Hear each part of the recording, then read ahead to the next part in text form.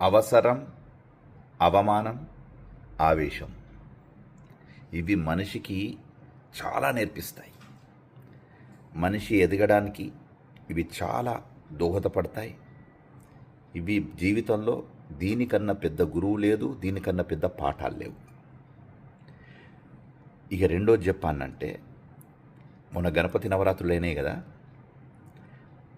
మనం గుళ్ళను, బళ్ళను, తర్వాత దారి పొంటి పోయేటటువంటి ఆవులను ఇలా తోకరు ముట్టుకొని మొక్కుతాం.